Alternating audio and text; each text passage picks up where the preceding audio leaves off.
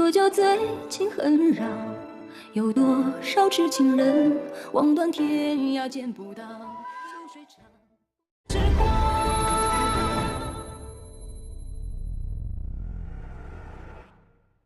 Episode की शुरुआत में देखते हैं सिक्यू शाओ गार्डन के एंट्रेंस में आते हैं। देखते हैं कि वहाँ बहुत सारे सैनिकों की लाशें पड़ी होती है। फिर सिक्यू शाओ आगे बढ़कर चेक करने जाते हैं। इधर सीनियर नन जिंगफेंग और घायल यूकिन हॉल ऑफ लॉन्गेविटी की तरफ बढ़ते हैं। सीनियर नन के सैनिक घोस्ट ग्रुप के सैनिकों के साथ लड़ रहे होते हैं। जिंगफेंग यूकिन को एक जगह बिठाता है, फिर जहाँ से खाना भेजते हैं वो टोकरी चेक करता है और सीनियर नन से कहता है पिछले महीने के दिए हुए फूड नहीं है, मीन्स अंदर अभी भी कोई है।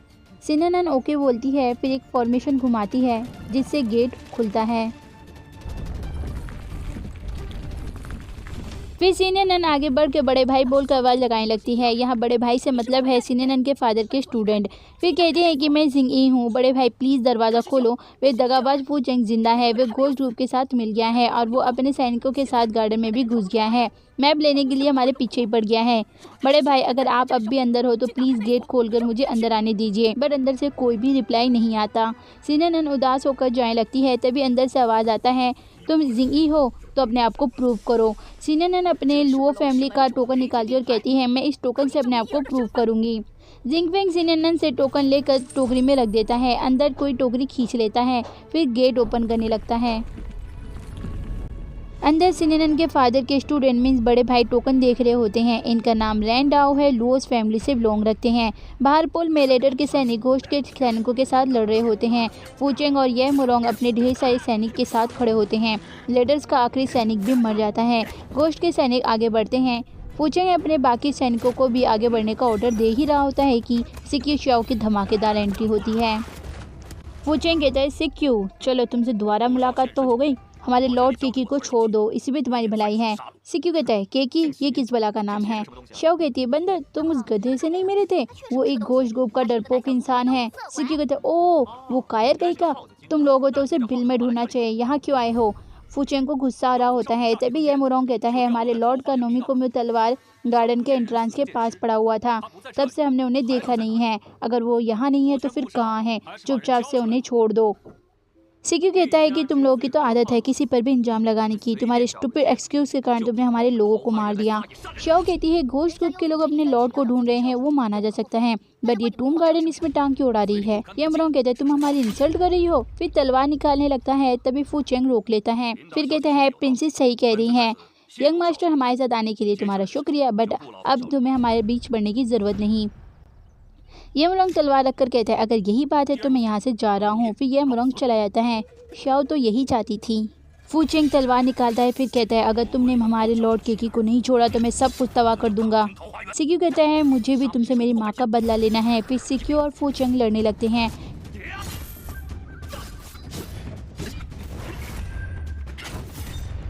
शाओ कहती है बंदर संभल कर ये फिर से कोल्ड ब्लड हिट ना कर दे। फूचेंग कोल्ड ब्लड हिट इकट्ठा करता है, फिर सिक्यू को हिट करने जाता है। सिक्यू भी यूनिकॉर्न आर्म के स्किल से हिट करता है। ये बहुत बड़ा पंच होता है जिससे दोनों दूर जाके गिरते हैं। सिक्यू के मुंह से खून निकल आता है। शाओ भाग कर सिक्यू को संभालने जाती हैं। सिक्यू कहता है मैं एकदम ठीक हूँ, अब ये कोल्ड ब्लड हिट मुझ पर असर नहीं करेगा। फिर तलवार लेकर खड़ा हो जाता है।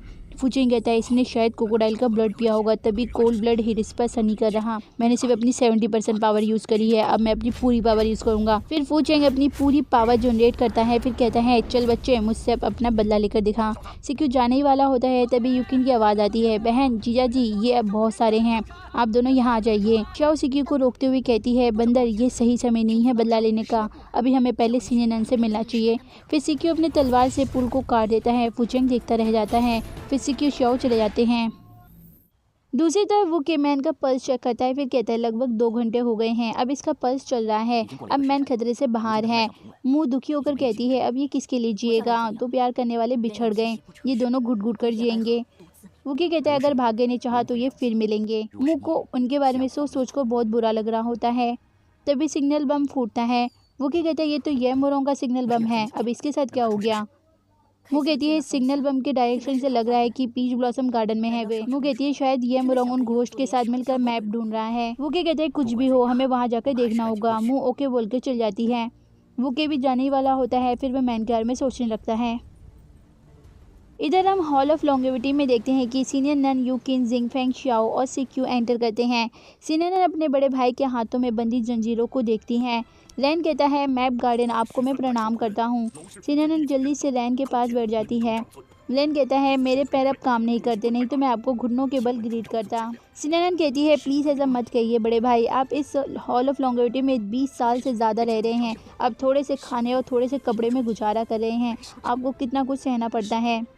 रैन कहता है, मास्टर ने जितना कुछ सहा इसके हिसाब से ये कुछ भी नहीं। मास्टर मीन सिनेनन के फादर।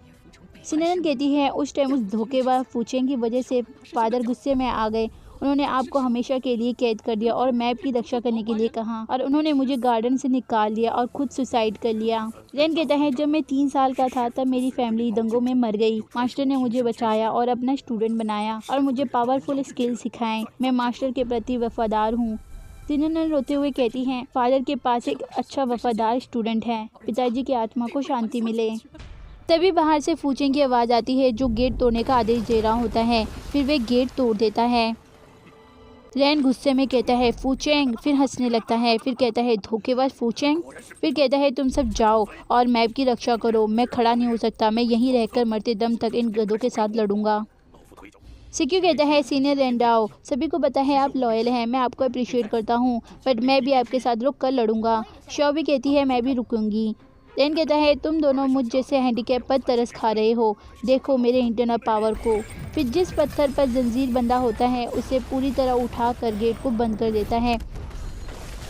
फिर कहता है, तुम दोनों यंग हीरो का मैं शुक्रिया करता हूँ तुम्हारे दयालुता के लिए। तुम लोग यहाँ से जाओ, मैं अकेला ही इनके लिए काफ़ी हूँ। तभी वहाँ पर ये मुरोंग अपने सैनिकों के साथ हाजिर हो जाता है फूचेंग से लड़ने के लिए। फूचेंग कहता है, अभी तो तुम गए थे, फिर से वापस आ गए और सैनिकों को भी साथ में लाए हो, क्या इरादा है तुम्हारा? ये मुरोंग कहता है, घोस्ट मास्टर, तुमने गार्डन में तोड़फोड़ की क्योंकि तुम केकी को ढूंढ रहे हो, उसी तरह मैं यहाँ पे मैप लेने आया हूँ।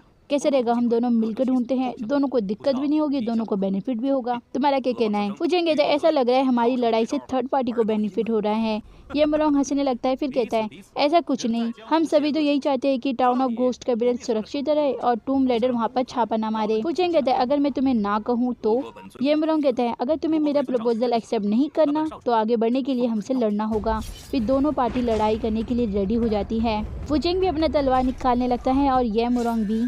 तभी वहाँ पर एंट्री होती है गॉड मैसेंजर की।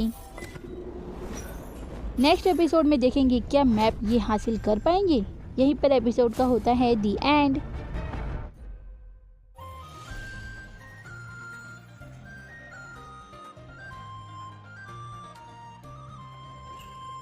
一叶扁舟般水流，阵阵记忆弄心弦，我的相思慌乱间。